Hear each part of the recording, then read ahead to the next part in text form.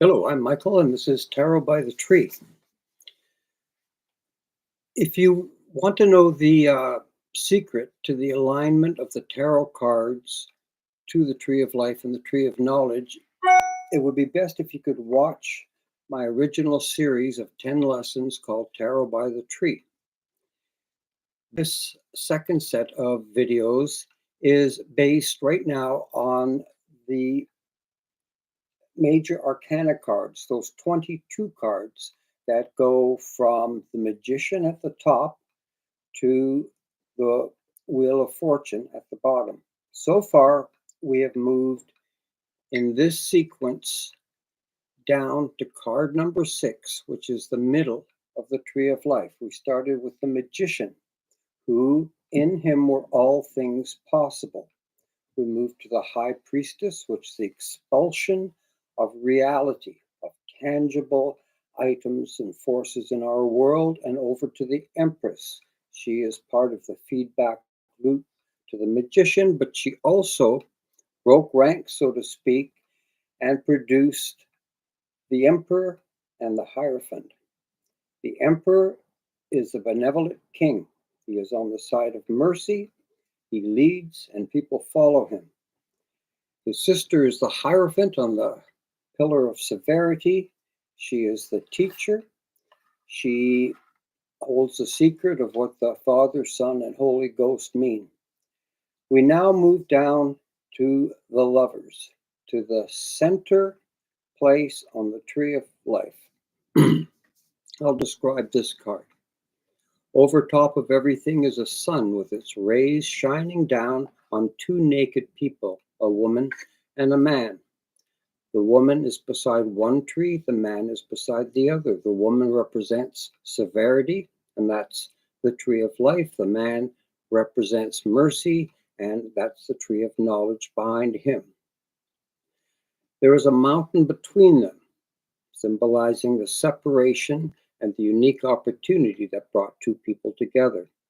Above them is this third essence, a kind of a confusing social norm, and also an expectation that you pin your hopes onto when you fall in love with another person. Before we begin, we'll take a look at the Lover's card and compare it to the Devil card, and you'll notice very similar in aspects. They both have a naked woman and a naked man. Over top of them is a winged figure. In the Devil card, the slaves, so to speak, who are chained to the devil's throne, the chains are loose and they're willingly put on and can easily be removed.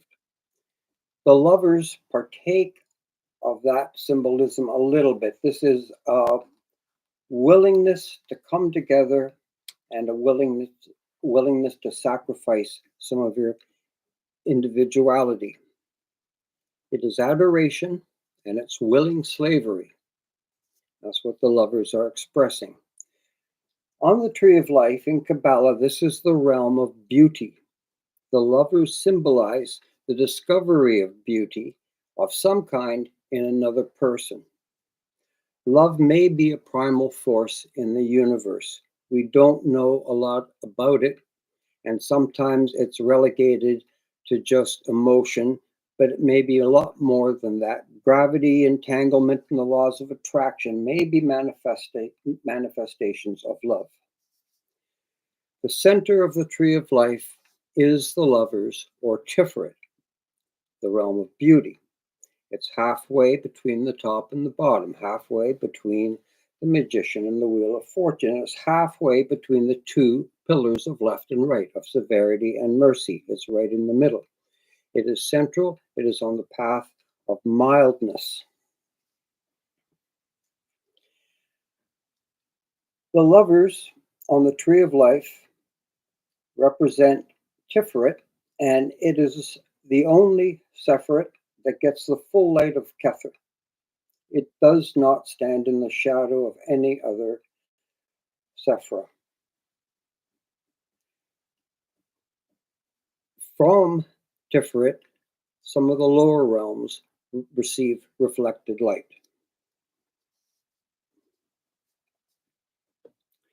There are two kinds of love that are going to be expressed in the two trees, and the Lover's card expresses the first kind of love. This is the kind of love found in another person. It can be a bit of a reflection, and it can be something that you pin your hopes onto and your expectations. On the second tree, we see this card, the same place on the tree, Tiferet. Instead of the Lovers, it's manifested as the Star, which is just giving, and that's the highest form of love. Giving without pretense, without any expectation of reward.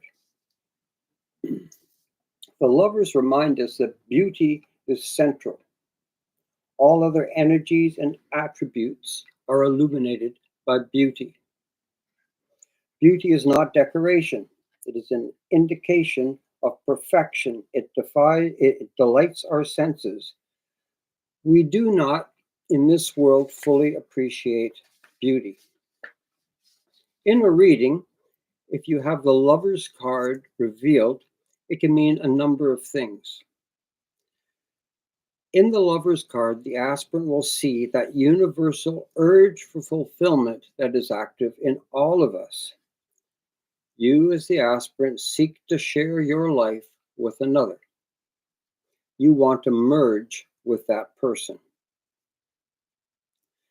This card is not all about joy. There are some caveats. You have to be careful. Beauty and love are as powerful as strength. We tend to project our hopes onto a new love. We love to be in love. There is a certain amount of thoughtful introspection necessary to make sure that you are in love with this person and not the idea of love. The two lovers willingly sacrifice a portion of their freedom for the benefits of love. This is, of course, not always an intellectual realization. As much as the Lovers are a card of discovery and communication, they also describe the overwhelming power of our emotions. As the Chariot card will show us, we have to keep a balance of our emotions and our intellect. Love and beauty are very powerful, and they can break that link between those two aspects of our mind. Love should be illuminated with beauty. Lovers should not hurt each other. Love should never be blind confinement. Love should be beautiful. This card is a good sign. It answers some of the deep emotions inside us all. This card should always be approached with caution and the idea to balance your emotions with your intellect. So that's the Lover's card. We'll hear a few questions, and then I'll have a brief comment on the aspect of beauty in the card in our society. What are some of the questions we have with the Lover's card? Well, how does the Lover's card reflect on the Six of Cups?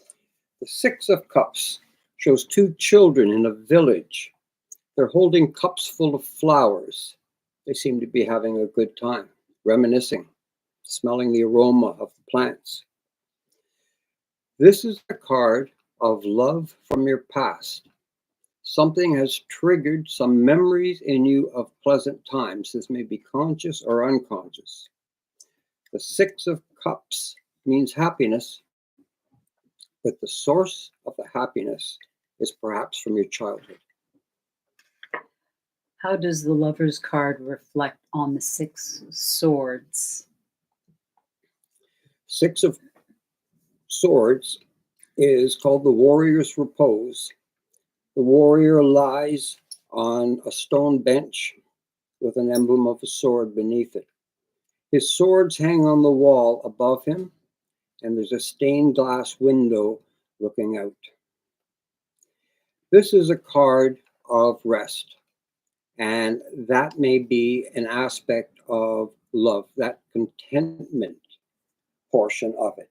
In this card, the warrior has set aside his weapons and is, so to speak, recharging his batteries. How does the Lover's card reflect on the Six of Staffs? The Six of Staffs shows a man garlanded with laurel leaves around his head, riding a white horse back home. He's holding a staff with another garland on it, and there are people cheering him. They all have staves as well. This is a card of love twofold. One is the return home and the accolades of his friends and family. The other one is that he has succeeded somewhere. He has managed to take his plans to fruition in another place, which brought him joy and brought him love. And now coming home, he finds that love reflected in the place where he's from. How does the Lover's card reflect on the Six Coins? Six of Coins shows a man well attired, holding a set of scales in one hand. With the other hand, he dispenses some coins to a beggar. Beside the beggar is another beggar who is receiving nothing. This is a card, I think, about false love. It's about love that's virtue signaling. It's about love that makes you seem like a better person to other people, especially your peers. This is a man who is giving, but not like the Star card. He's not giving freely without hope of reward. He has carefully taken a balance, and he has assumed the right of a very powerful man, and he is dispensing a portion of his wealth to whomever he thinks deserves it. That places him as in the role of judge and jury, and in fact, the scales he holds do remind us of justice. Who is that third person in the Lover's card? This is a subject of great debate, remembering that there are no instructions for these cards. They existed in relative secrecy for a long time and have just recently been found to have a direct link to the Sephira on the Tree of Life and the Tree of Knowledge. The third figure, remember, this is a card of young love. This is a card of attachment to another person, of seeing beauty in another person, and adoration. The third person represents your idea of love and society's idea of love. It's sort of a checklist involved where you are in love with this person, but there is a need to validate this love in terms of the conventions of where you live. Why are the lovers naked? The lovers are naked because there is no pretense.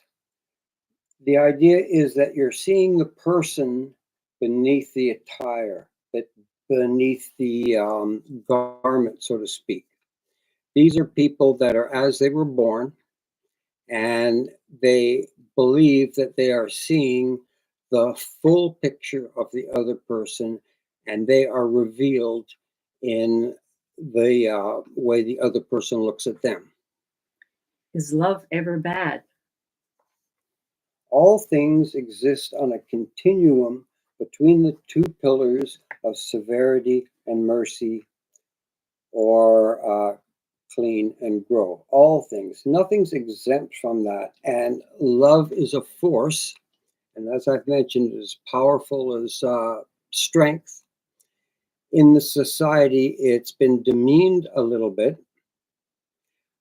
But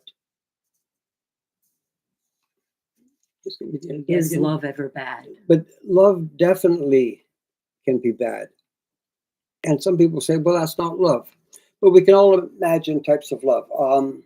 The type of love that wants to confine a person, wants to hide that person, maybe not let her beauty be revealed to the rest of the world. This is a particular thing with men and a particular thing with female beauty. Love can also be bad in ways that involve jealousy, and that can be a form of possession too. When we see a stalker who's infatuated with a personality, they could argue that they have a kind of an overwhelming love. And naturally, that is not a healthy form of love, and it's really not a good kind of love for anybody. So, the answer to the question, like all things, love exists on a continuum, and it can be severe or merciful depending on its application and the context. What does the lover's card mean if only one of the two people are in love? If you get the lover's card and you're in love with somebody, but that's not returned, the lover's card is referring to that innate desire in you to pair up, to link up, to merge with someone else. And there might be something in the realization that the love you feel now, because it's not returned, is not the thing that you should pursue at this moment. The lover's card refers to two people merging together. What is the significance of the lover's card being in the middle of the tree of life? I believe that the Sephir in the middle of the tree of love is beauty, and that it's related to love. And that when we look at the other names of the Sephira, I feel that beauty does not have the prominence that perhaps it once had. It is a center of the tree. It receives direct light from Kether. It is unshadowed, and it is halfway between the top and the bottom, and it is halfway between either side. I think it's a very special Sephira. It may be like the fulcrum of a giant lever. Could you elaborate on this concept of beauty? Yeah, okay, we'll take a few minutes now just to look at something. I've studied the cards and the tree of life for a long time, and something keeps emerging to me that suggests that beauty has been somehow subverted. When I speak of beauty, I don't necessarily mean a sunset or a blooming flower. We're going to specifically talk about human female beauty and how that seems to have been put into a special category. The tree of life has something to teach us about beauty. I believe that evolution is wise. Like the two ends of the battery, that tension provides energy. Neither end strives for dominance over the other. They work in conjunction.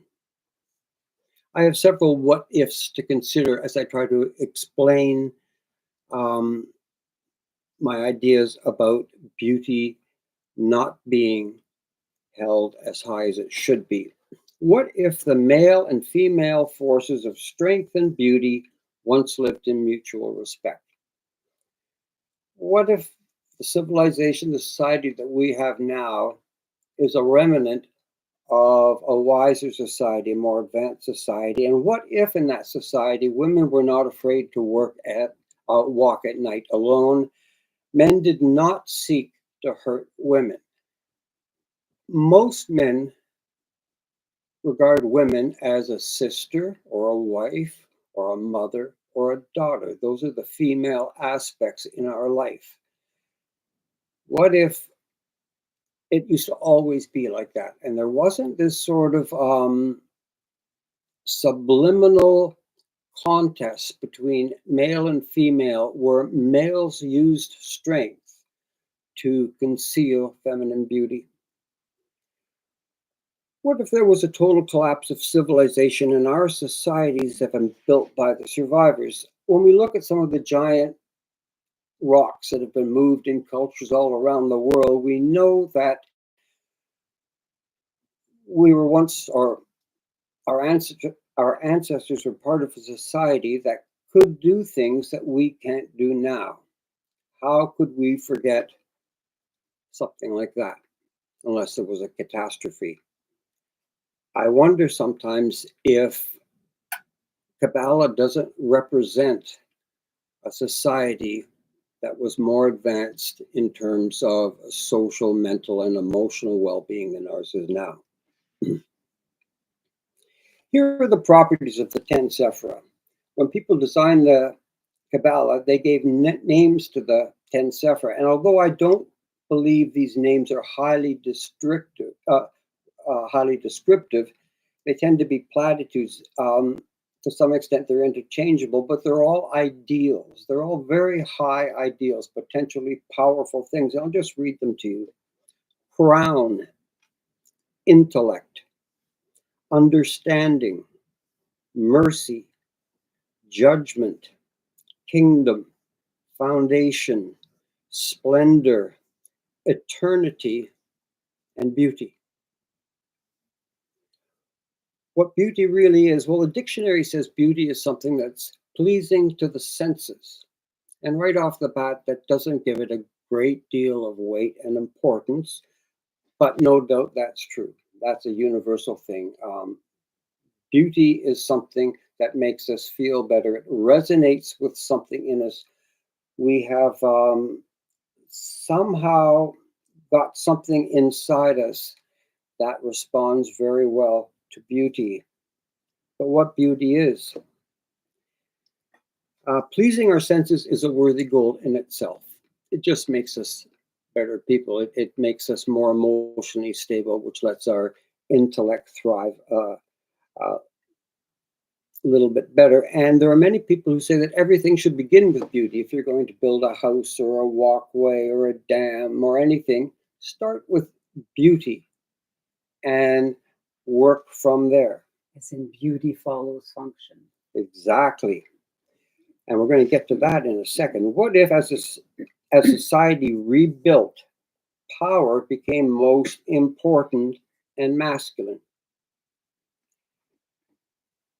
Traits were revered during the rebuilding that involved strength more than beauty. What if there was a time of difficulty where we were putting things back together on the wreckage of a previous civilization that we no longer understood? What if men, instead of working with women, sought to depower them? I think that's not an outrageous statement. There does seem to be some efforts on men's part to establish a balance of power a little more in their favor. You can say that could be the nature of men, but I don't think so, because when you look at other aspects of beauty other than female beauty, you don't see men trying to hide them or do something degrading with them and possessing them. Men often exemplify strength, and women often display beauty.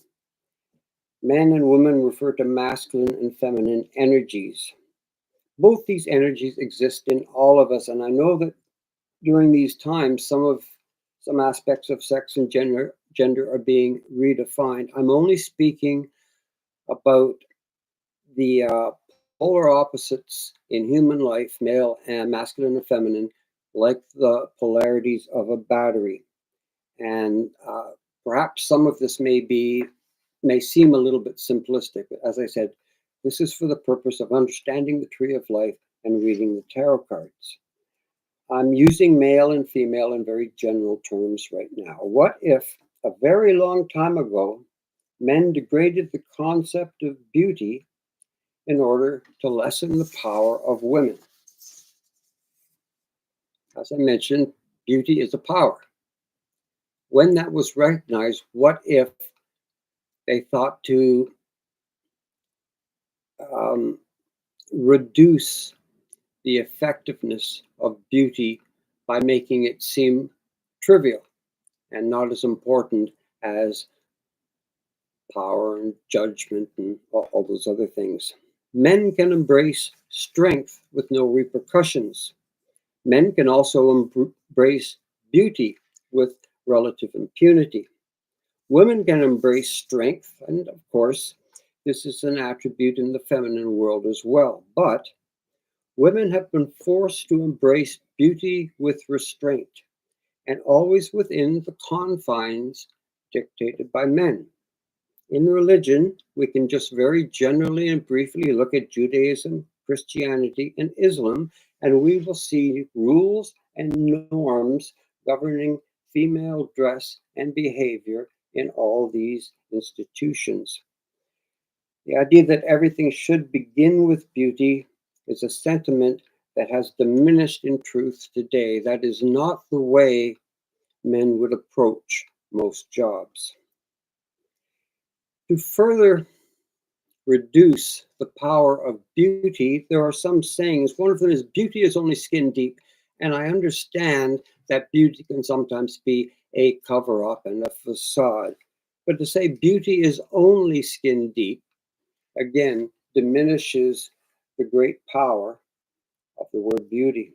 Beauty today is very often just a paint job, an afterthought, or a decoration, again, diminishing its importance.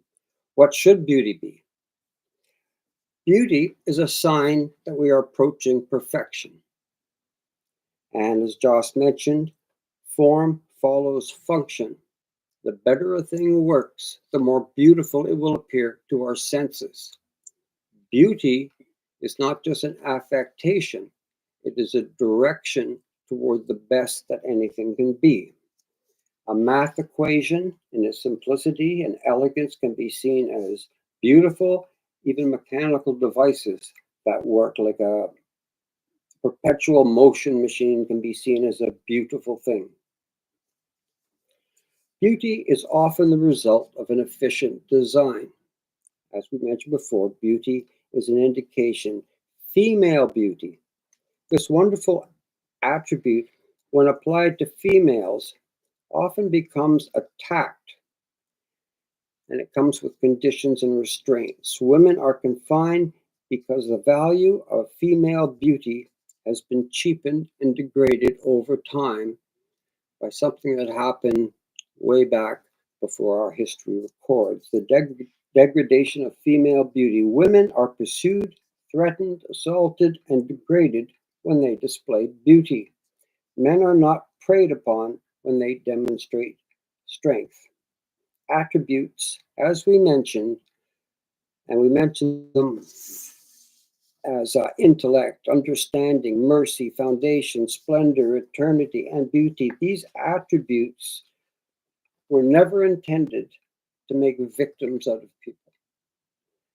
And that's just a bit of my understanding of the sixth place on the tree of life, the lover's card, and beauty, how it may not be represented as highly today as it was when the Kabbalah was first formed. Could you speak to male beauty? Because there are a lot of very handsome men. Absolutely. And maybe I should have got into this a little bit more. If we want to look at strength and beauty, and it is reflected in the tree of life, it does have meanings in the cards. Strength and beauty are assigned strength to the masculine, beauty to the female. But of course, all men are part masculine, part female, and all females are part female and part masculine. We all contain bits of both.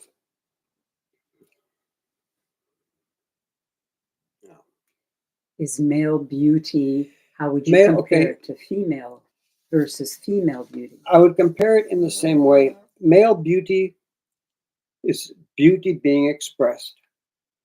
And some of the same things that happen in female culture where beauty is attacked by men, when men display beauty, sometimes men will attack them too. For strange reasons, sometimes involving them not being masculine enough, which adding beauty shouldn't take away strength or masculinity. It makes no sense. Beauty in men is part and parcel of this reduction in value of beauty in our society. And if you want proof of that, just look at a picture of some of the most famous and highest paid men. They all wear dark blue suits and white shirts and striped ties, and beauty is not highly represented in men although it is a part of all men, and it definitely, if we look at a peacock's feather and all kinds of other things, some men make great efforts to display beauty. However, that's not very often the case. So, what is the highest form of love? The highest form of love cannot be revealed to the young because it would make them doormats or victims. We see the lover's card as finding somebody else and having a kind of a minimum checklist of attributes they need to have in order to make this thing work. On the second tree, we see the highest form of love, and that is the star. She's naked. She's pouring the essences of life onto the waters and the land. She has no discrimination, and she has no hope for reward or recognition. This is a card that should not be revealed to the young because it might make them think that they're not loving enough unless they are giving away their possessions and letting the other person make use of all that they are. That's not true. But yes, the highest form of love is giving with no hope of getting anything back. And with that, we'll wrap up the discussion of the lovers. We're halfway through the tree of life, and we'll move on to the chariot tomorrow. Bye for now.